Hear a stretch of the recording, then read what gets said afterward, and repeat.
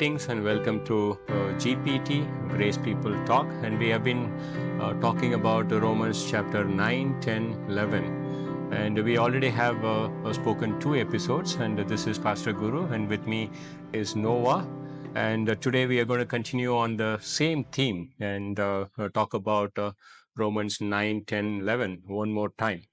And what I see in this book, Noah, in these 3 chapters, Romans chapter 9, Apostle Paul is saying, uh, I have grief and unceasing grief. He says 9 verse 2, and I have great sorrow concerning the nation of Israel and his brethren. And if you notice in Romans chapter 10, in the beginning, he says, my heart's desire and my prayer is that they should come to the knowledge of salvation.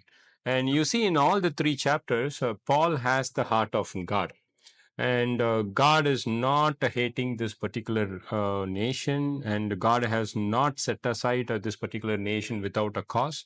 And you see the heart of God through the heart of man, that God is really, really, really long suffering towards this nation, and He is working on some purposes and counsel uh, according to the plan of God. And what do you think about the long suffering? In the previous episode, we spoke about God was waiting on Pharaoh. And can you explain more about it?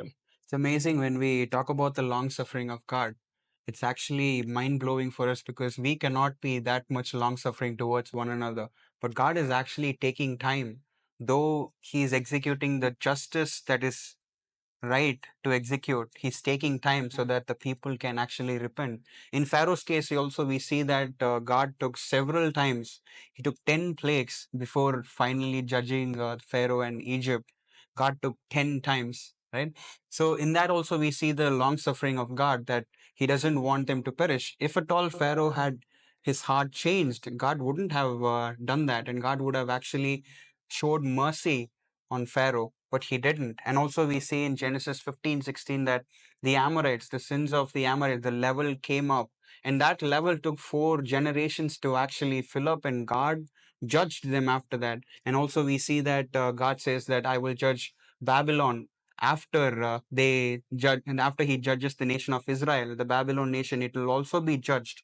So we see several times that God is taking generations and God is taking hundreds of years to actually judging them, and He's actually continuously showing them mercy and grace. And when the nation of Nineveh actually turned their heart, God actually and spared them of the judgment that is upon them, and God was actually willing to give them mercy. And also we see in Genesis, in the Gospels, that Jesus, while He saw the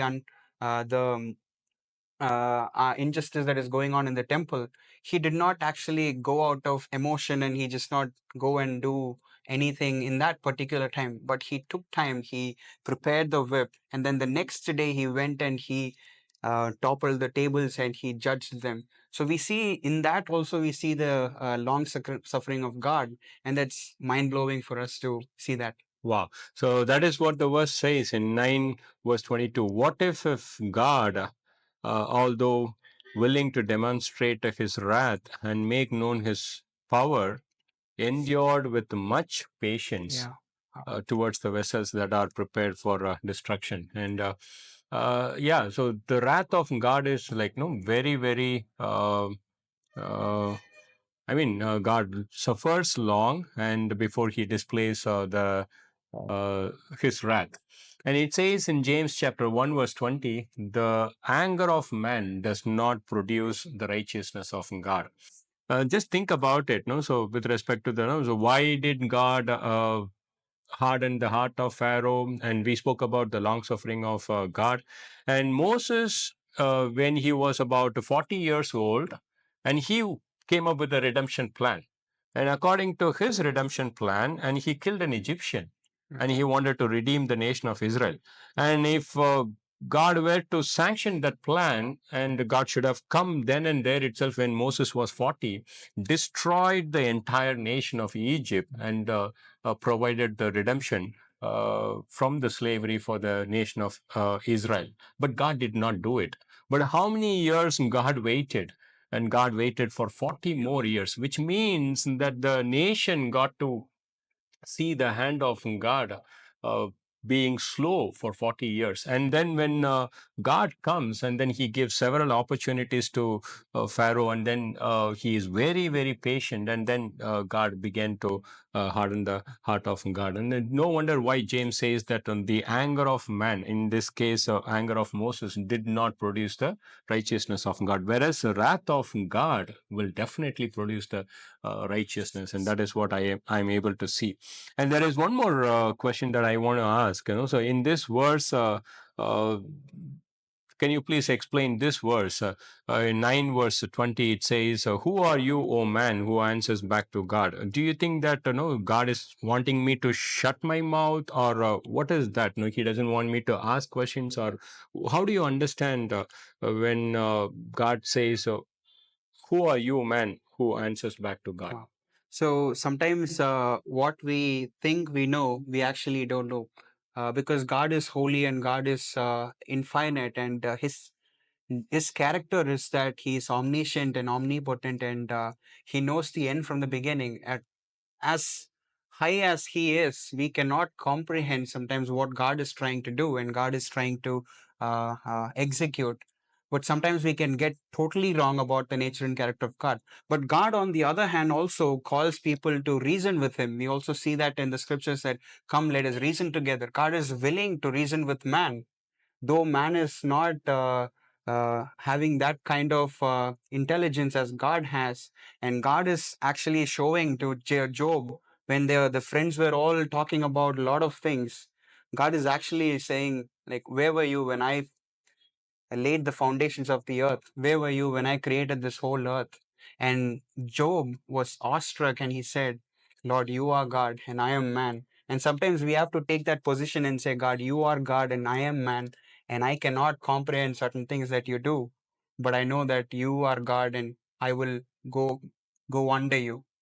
Oh, so you mean to say that it is not God saying like, "No, shut your mouth, don't talk to me," and how can you talk to me? No, it is not that. God is Yeah, saying that, no, you don't understand correct. Yeah. the plan that I have for you. And I think last time you quoted, no, so in Habakkuk chapter 2, you said beautifully, you explained. Uh, God had a plan bringing the Chaldeans against the nation of Israel.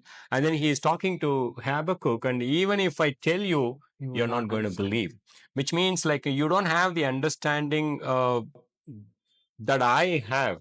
And when I'm going to tell you, you're not going to say that, no, I'm not going to believe. And then God said, like, the just shall live by faith. And that is a beautiful thing. That is the verse that I wanted to read is Job chapter 42.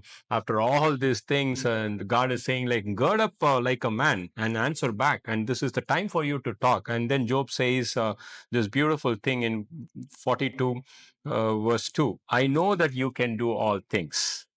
And then he says, "No purpose of yours can be thwarted."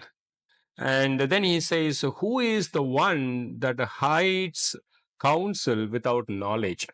And I sometimes like, no, I can be without knowledge and totally hide the counsel of God, and ask various kinds of questions, as you said, without any understanding, that the understanding which God has.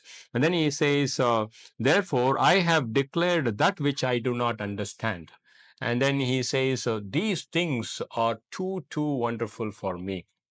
And that is the same exclamation which Apostle Paul also has concerning the wisdom of God in Romans chapter 11, when he comes and says in verse 33, "Oh, the depths of the riches, both the wisdom and the knowledge of God! How unsearchable are his judgments, and how unfathomable are his ways." And sometimes, as a man, I can just keep quiet and allow God to be God and take the place of man. And Yeah, so, no, I think we have to learn correct. that. No, Yeah. that is the best thing that we could do. So we will end the episode here. And thank you so much for watching. GPT, continue to support us through your prayers.